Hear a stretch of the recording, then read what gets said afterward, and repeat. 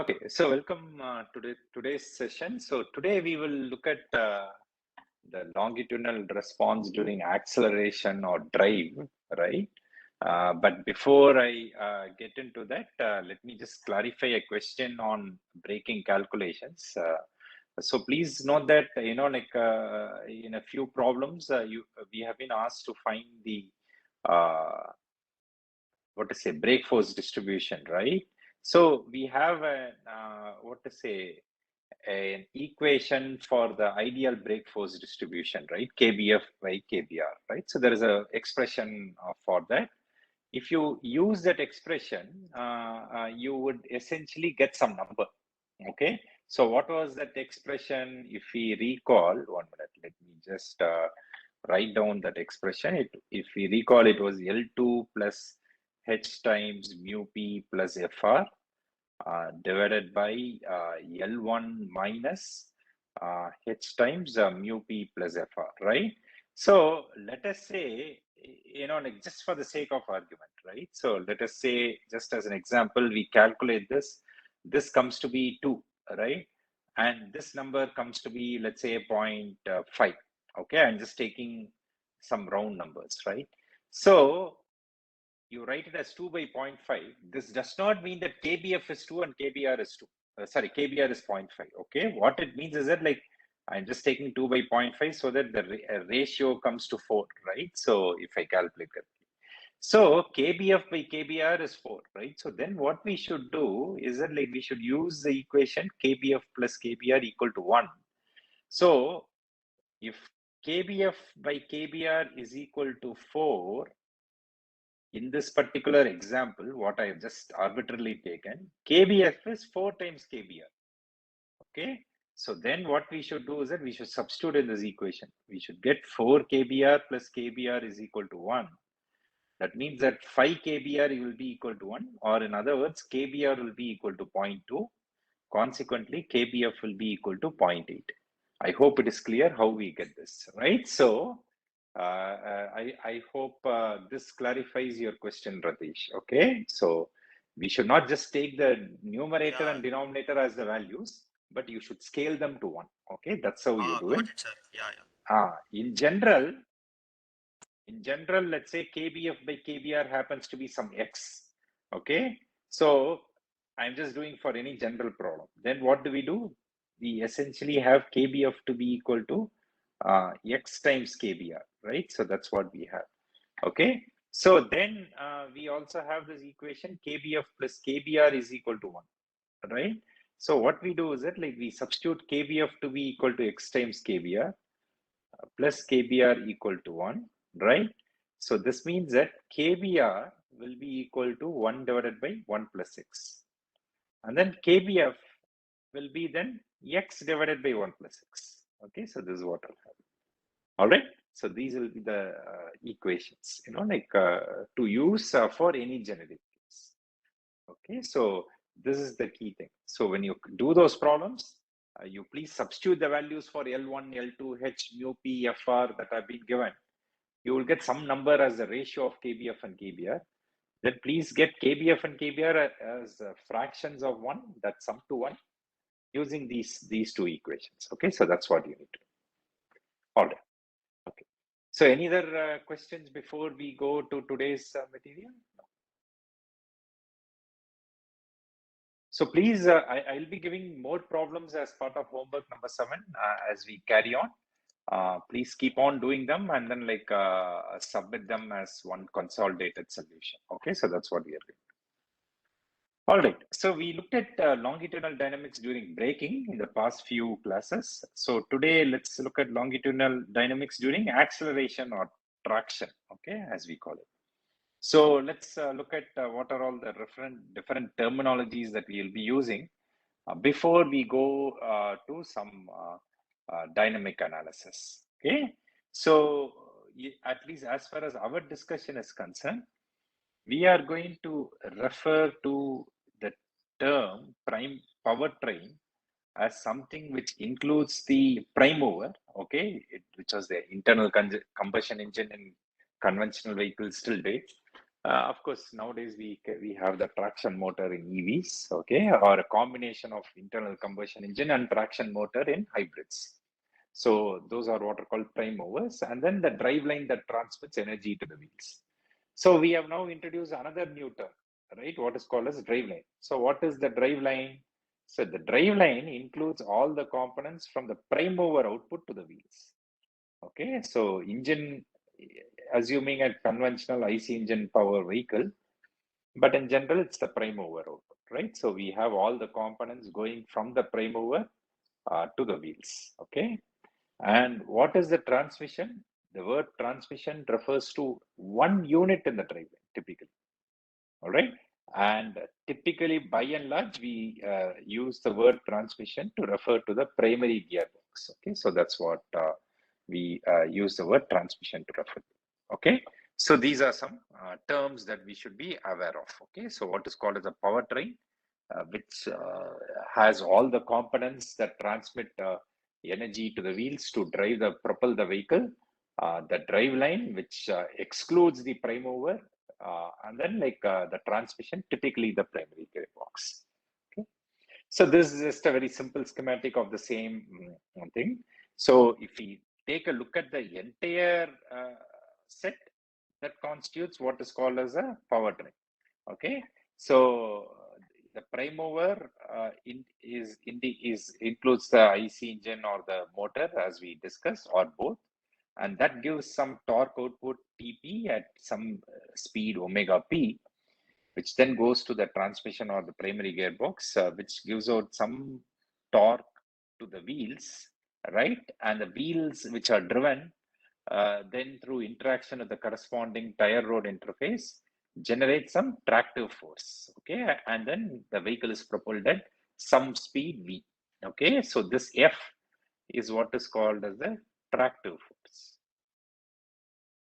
Okay, so which is used to drive the wheel. Okay, so some people can also call it as the driving force or the drive force and so on. Okay, so previously during braking, we were looking at the phenomena where particularly for the friction braking case, right? So we had the friction brake converting kinetic energy of the vehicle into thermal energy, right? And the thermal energy is dissipated to the atmosphere, right? So that's happened in the case of braking, whereas in the case of a powertrain, we are going to convert in general some chemical energy, right?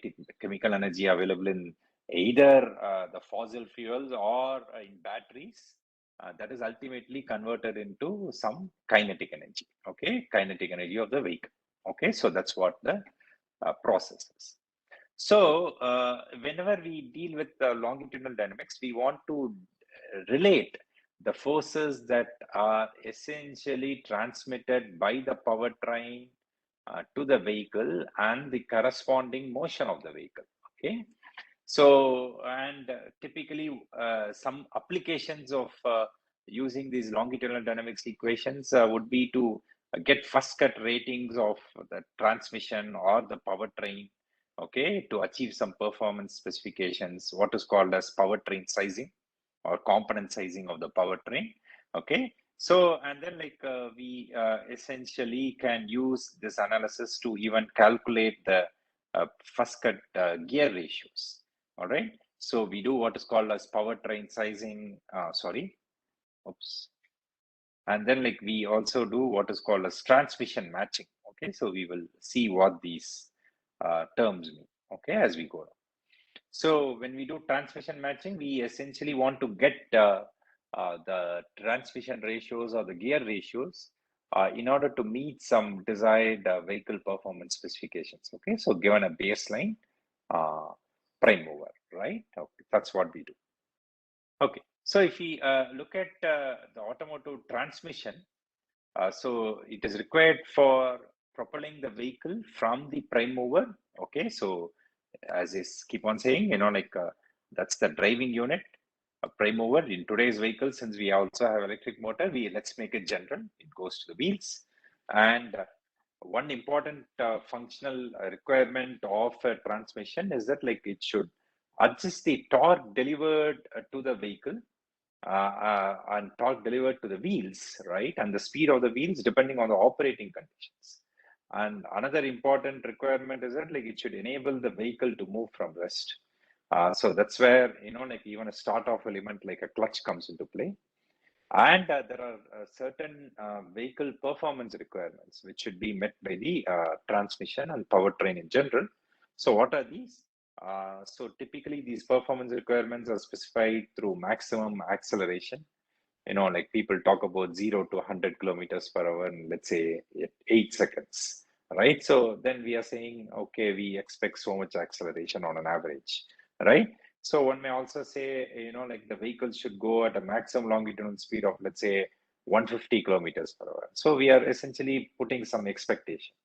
It should climb a grade of around 25%, okay? So then we have what is called as gradability. Then we may also have requirements on fuel economy, or in electric vehicles, we may have expectations on the range of the EV and so on, right? So those are all important things. And gradability can in fact be further subdivided into what is called as continuous gradability. So, so when will gradability be important? Imagine that, let's say in city traffic, you know, like we are driving a car, and then like we encounter an overbridge or a flyover, right? So we have to go start climbing on it. So then the gradability becomes important, and continuous gradability means we are moving prior to hitting the grade and we continue motion, okay? So on the other hand, let us say there is stop and go traffic in cities, and then like we stop on a flyover, right, on the inclined plane, and then like we want to start from rest. Then we need to look at what is called a starting gradability. That is like we have the vehicle standing on the grade, and then like we need to move it from rest. So in addition to the mg sin theta component which needs to be overcome, we also need to overcome inertia, right? So when we start the vehicle from rest on a grade, so that is what is called starting gradability, okay?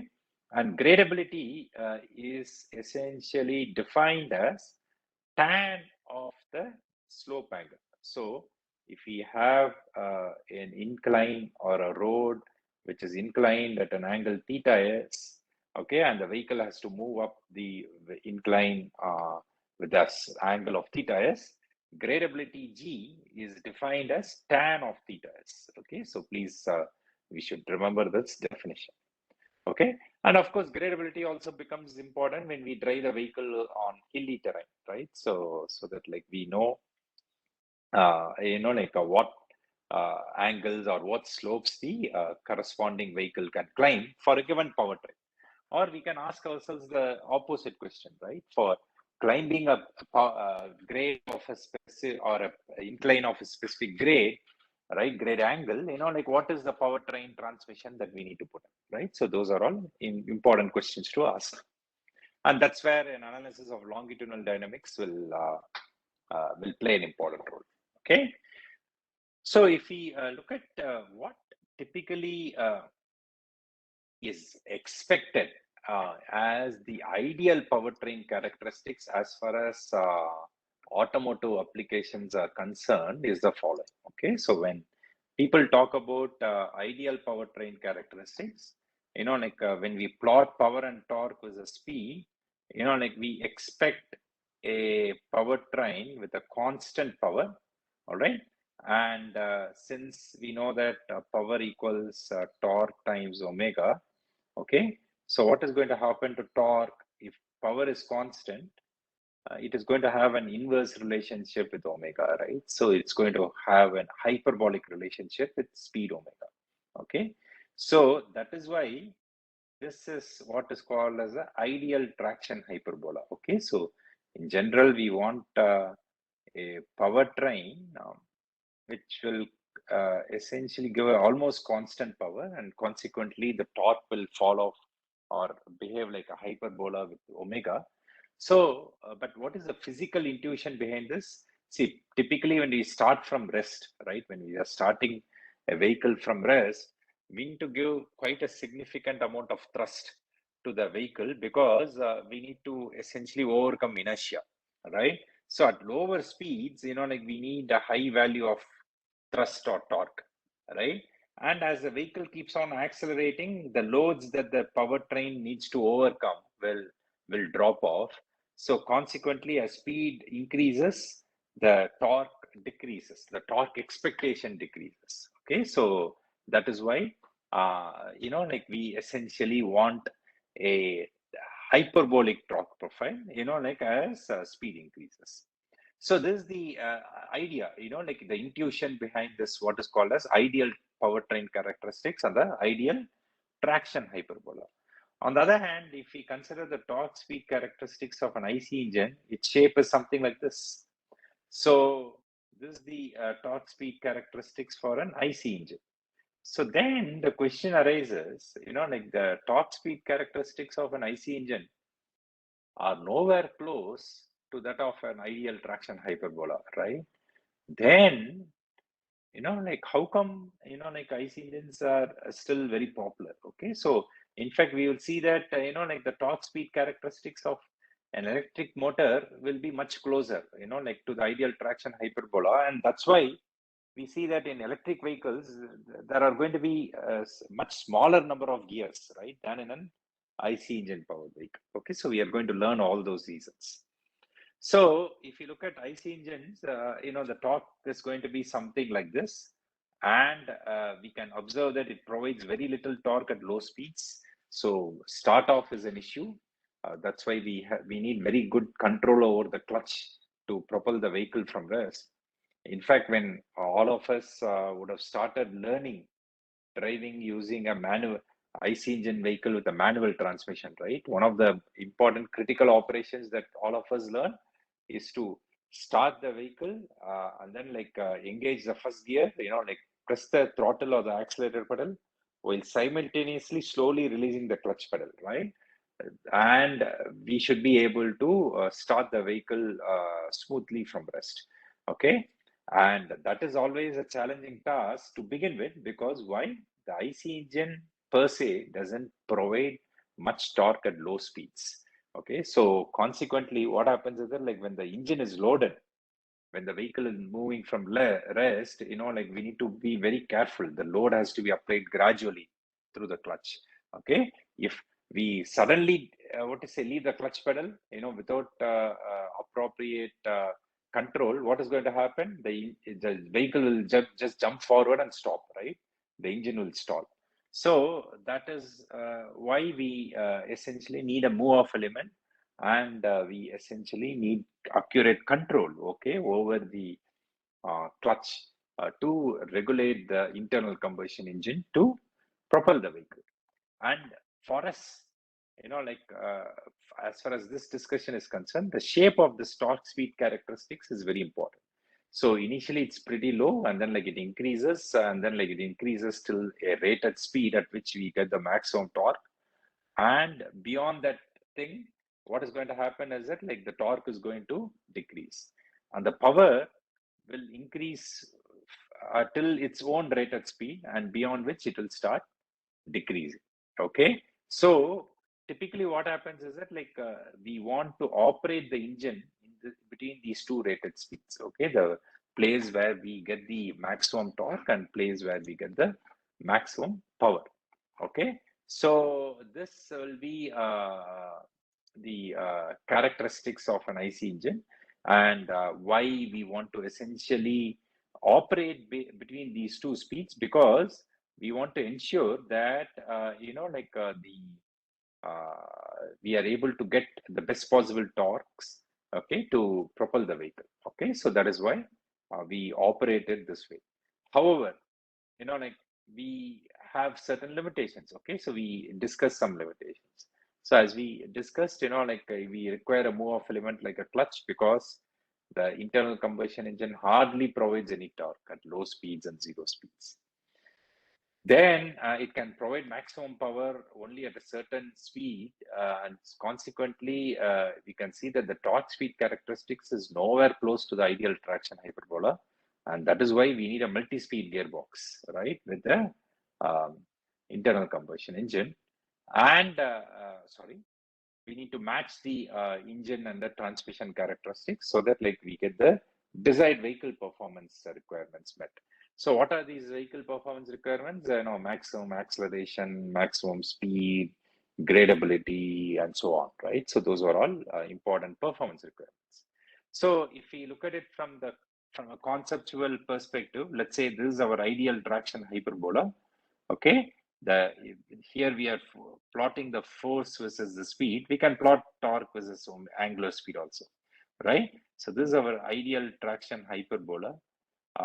This is what the internal combustion engine will provide. So you can see that the shaded region is the gap between what the internal combustion engine will provide and what the ideal traction hyperbola is requiring from a powertrain, right?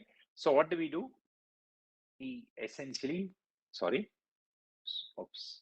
So we essentially design a multi-speed gearbox. So to narrow down the difference between the ideal traction hyperbola and the actual gears, right? So what we typically do is that like when we go from the first gear to the highest gear, interestingly, the gear ratio is the maximum for the first gear, okay? And the value of the gear ratio keeps decreasing as we shift, or what was called as upshifting in the gears, okay? So if we look at gear ratio, okay, so we essentially look at 1, 2, 3, 4, all the way till n, and then like we essentially look at the gear ratio, okay, NTI. Okay. So the gear ratio will be the maximum for the first gear ratio, and then like it will decrease as we go to the highest gear. Okay. So, and how is this gear ratio defined? If we essentially have the input speed, right, divided by the output speed, okay, so that's how the value of the gear ratio is defined. Okay, so if we have a gear, okay, whose gear ratio is NTI, and there is a shaft whose input angular speed is omega I and output angular speed is omega O, like we essentially have we essentially have the gear ratio defined. And this is approximately going to be equal to the output torque divided by input torque, neglecting losses. Okay, if we neglect energy losses, T naught omega naught is going to be equal to Ti omega I. Okay, neglecting losses, this is approximately equal to the output torque divided by the input torque. Okay, so we have To omega O approximately equal to Ti omega I. Okay, so neglecting losses. Okay, so if we have losses, we need to include them into the picture. So that is why, like gear ratio is the ratio of the input speed to the output speed, or the approximately equal to the output torque to the input torque. So now when we have the first gear ratio, what we do is that like we are essentially going to have the highest possible gear ratio. So the torque is going to be amplified. Okay, why? Because the value of gear ratio is going to be much more than 1, right? But the speed of the output shaft, okay, is going to be reduced. So that is why what will happen is that this profile, which we start off with, will sort of like be pushed upwards, but will become narrow, but will go towards the ideal traction hyperbola, okay, in the first gear. Then we design the second gear, okay?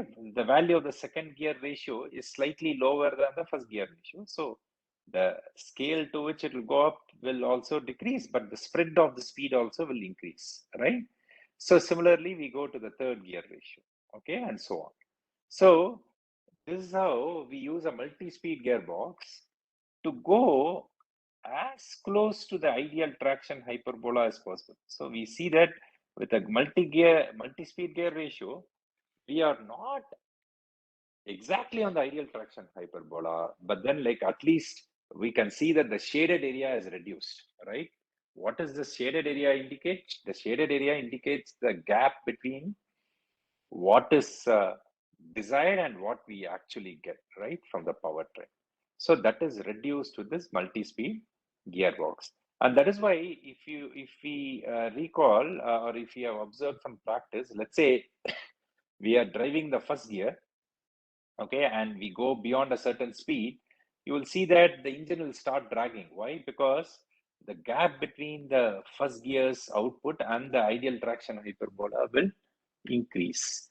Okay, and this is also a reason why in lower gears, like we are going to essentially have a frequent gear change, because you can see that this speed range keeps on increasing, right, as we go along, right? So what is that speed range? That speed range is the range, or the essentially the speeds at which, like there's a gear change, right? So consequently, that's going to have an impact, right? So as we keep on upshifting in the gears, okay? So when we essentially go from the lowest gear to the highest gear, we are doing upshift, okay, in the gears. Downshift means, like we are going the opposite direction. So when will we downshift? See, for example, let us say, we are going on a flat terrain and suddenly we approach a steep incline, right? So then we may need a high tractive force, right, to overcome that steep terrain, right? So then what we do is that, like, we downshift so that, like, we go to lower gears, and then, like, we essentially get more thrust out of the powertrain. Okay, so that is what we essentially have. All right. So I hope the concept of the ideal traction hyperbola is clear, and why we need the multi-speed gearbox with an internal combustion engine is also clear. So we will go further on and do some analysis of the powertrain, both from the powertrain side and the vehicle side. But before we go into that, are there any questions?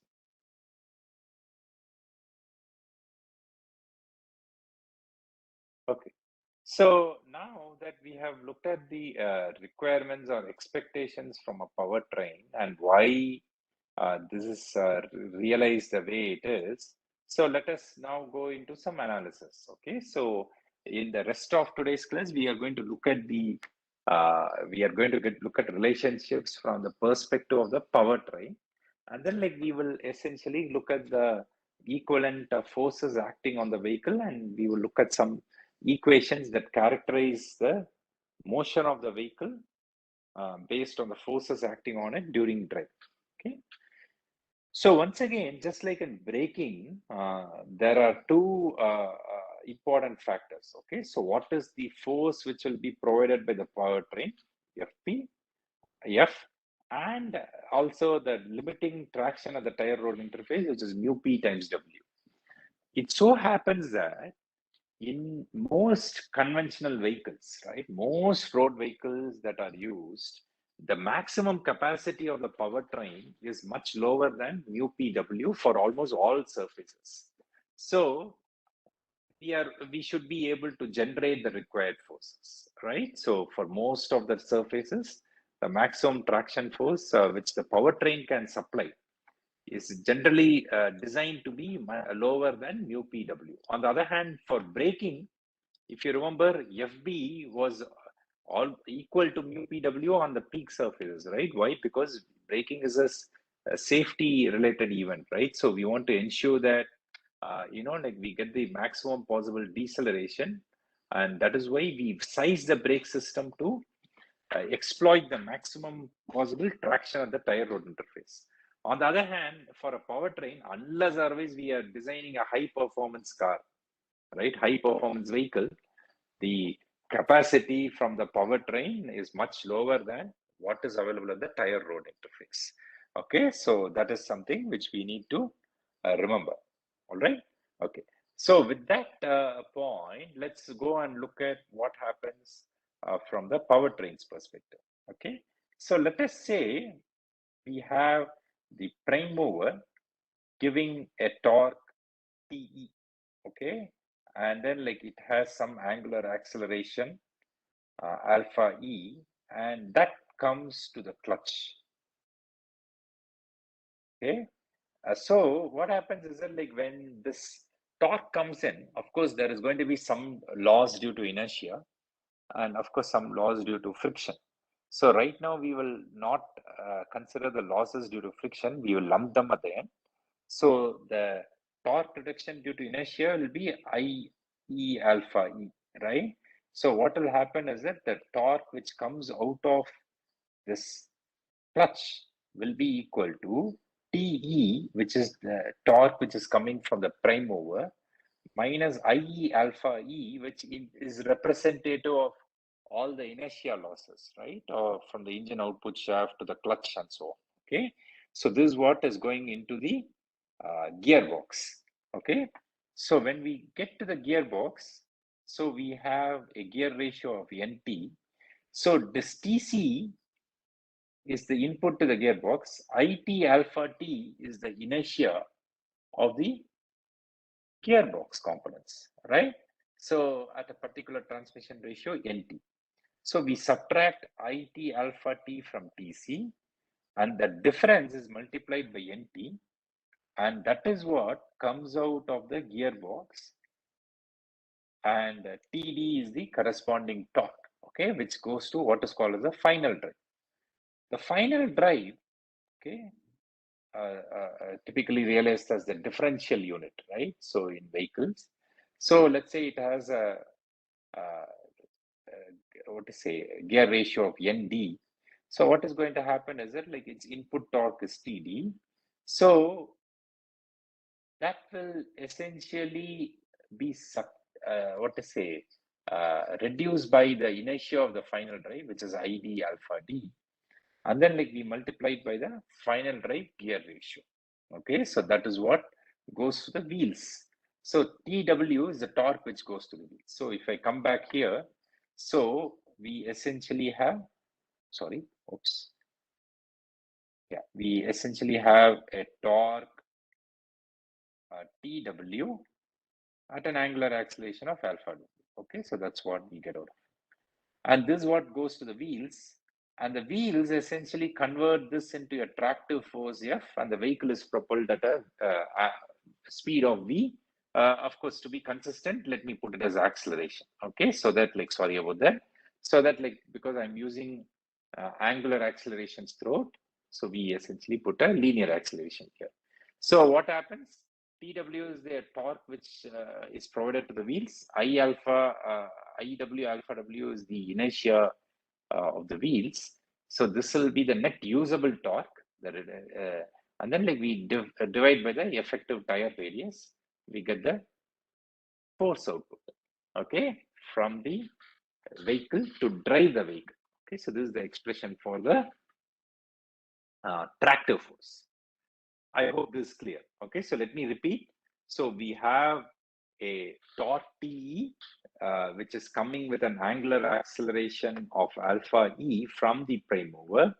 That is essentially going into the what to say, clutch, and we essentially get a torque TC at a speed of sorry, with an angular acceleration of alpha C, and that goes to the primary gearbox with a gear ratio of NT, and that provides torque to the final drive. The TD is going to be TC minus IT alpha T multiplied by NT. Okay, NT is the gear ratio.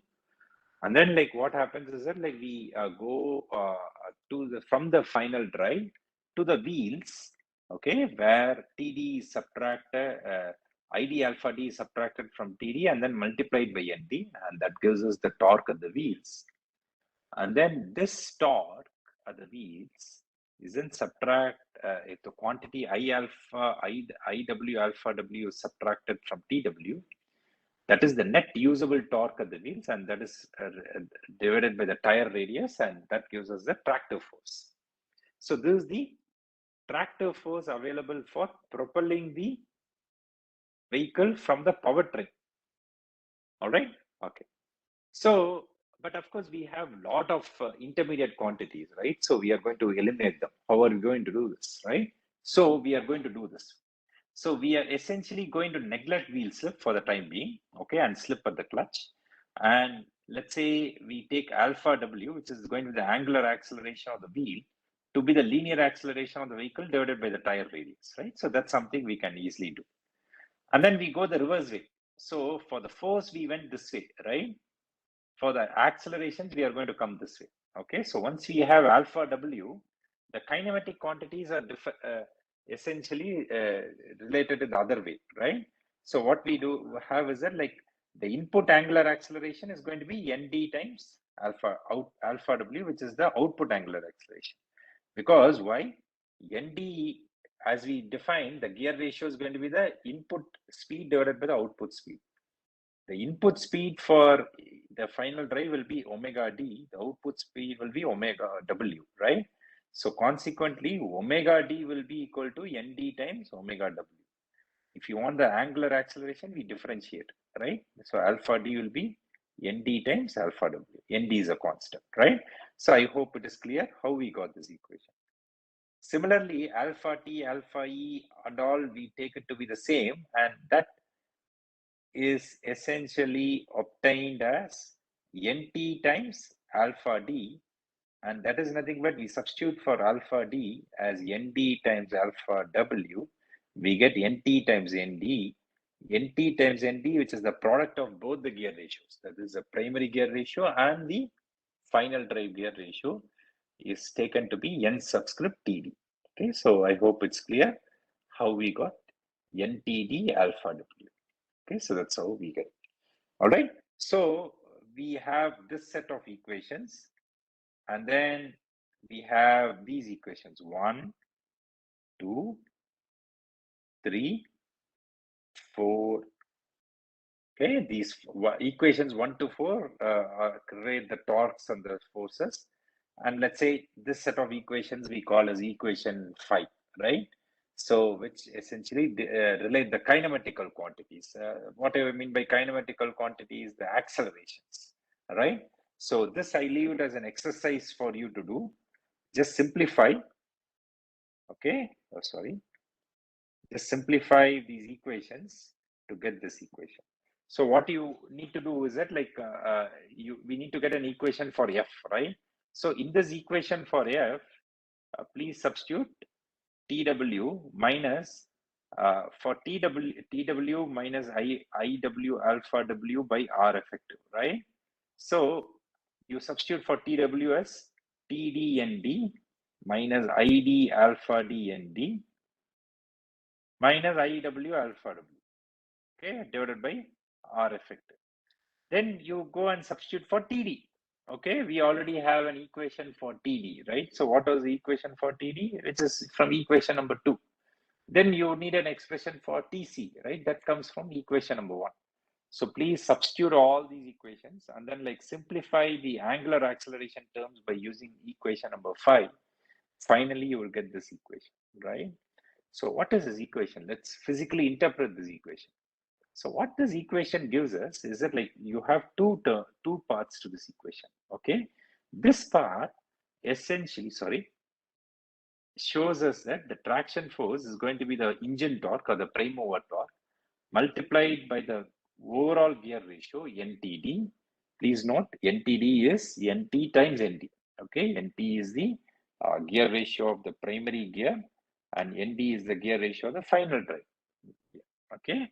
And here we see that now we include a efficiency, okay, because we need to essentially model the friction losses, right? Please note that previously I had not modeled the friction, right? So we are going to lump all frictional losses into one single term, and we are going to bring in this transmission efficiency term, eta t. Okay, so we bring that in, and then anyway, this tire radius, effective tire radius remains, and from there, we are essentially going to subtract a force which corresponds to the equivalent inertia of the rotating components. Okay, so there are so many rotating components, they have the inertia terms, right? So these are all the equivalent inertia terms of the rotating components, and this obviously depends on the acceleration. All right. So, however, if the vehicle were rotating at constant, the vehicle were operating at constant speed, A is 0 at constant speed, right? If the vehicle is cruising at constant speed, A will become 0. So then what will happen to this equation? This equation will just become F equals TE NTD eta t divided by Rf2. Okay, so please keep this in mind because this is an equation we will be using later. All right. So I hope it is clear how we got this equation, right? So essentially, we have this particular equation which models the tractive force as a function of the torque, prime over torque, okay, and the gear ratios. Then it also incorporates the equivalent inertia that comes in due to the rotating components when the vehicle is being accelerated. Okay, so that is something which is important. And if the vehicle is cruising at a constant speed, the acceleration is 0, then consequently, this is the equation that we will be getting. Okay, A will be 0 and the equivalent inertia term will vanish, and this is what we get. All right, I hope this is clear. Okay, so any questions on this derivation? Pretty straightforward, right? So what we have done is that we have just considered the capabilities of each component of the powertrain and obtained an equation between the tractive force that we get out of it as a function of the prime over capability or capacity T and the gear ratios chosen. Okay, so that's what we do. Okay, now we will look at it from the other side. Okay, so we are now going to look at the forces acting on the vehicle. We are going to do an analysis similar to the one that we did for braking, but with a few differences. So I will just point out the differences and then we will continue with the derivation in the next class. So what we do now is the following. Okay, so we are now going to consider the vehicle moving up on this grade with this grade angle of theta s. Okay, so the vehicle is accelerating at this acceleration A. Okay, so this vehicle is accelerating up the grade. So, and W is anyway the weight of the vehicle, and WF and WR are going to be the normal loads acting on the front and the rear wheels respectively. So RRF and RRR are the, rolling resistances acting on the front and the rear wheels. RA is the aerodynamic drag, which we already are familiar with.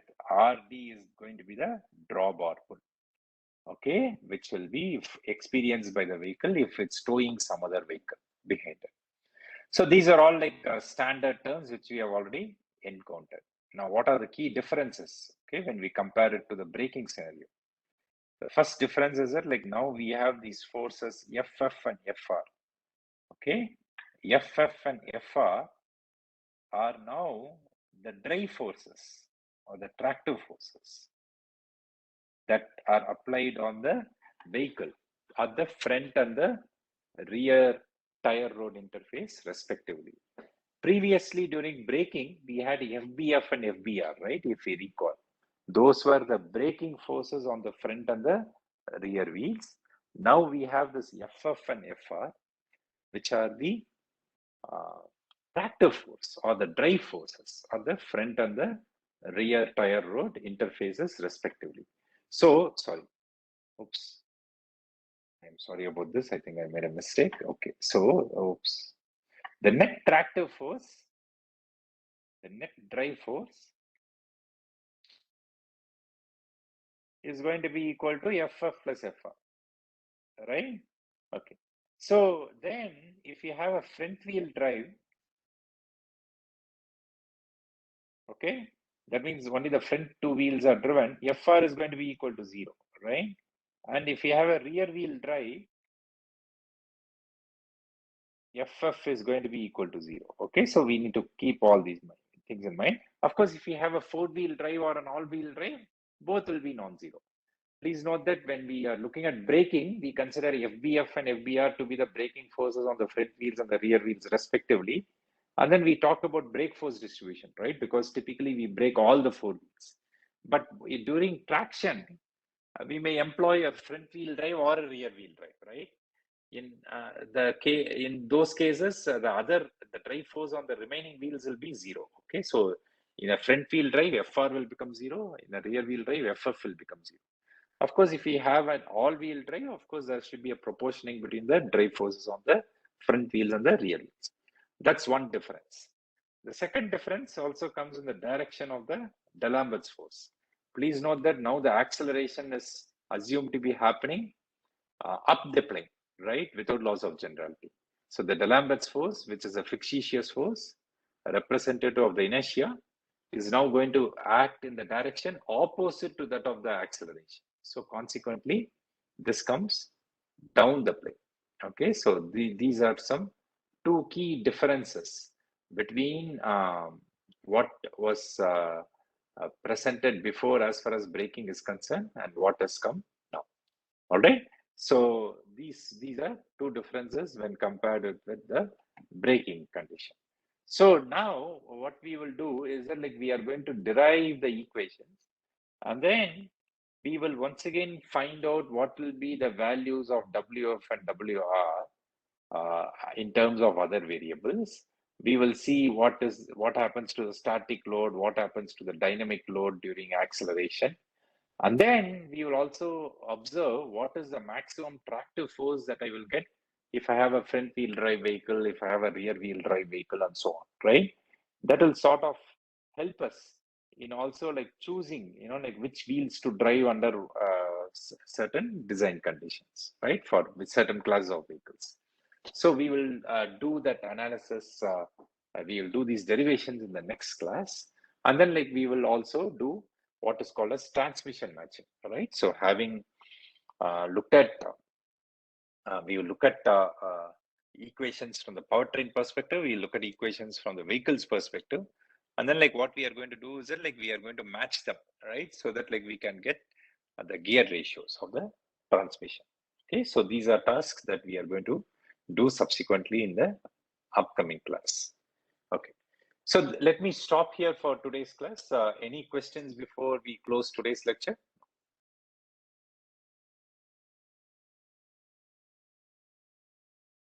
All right, okay. So if there are no questions, let me stop the recording. Thank you.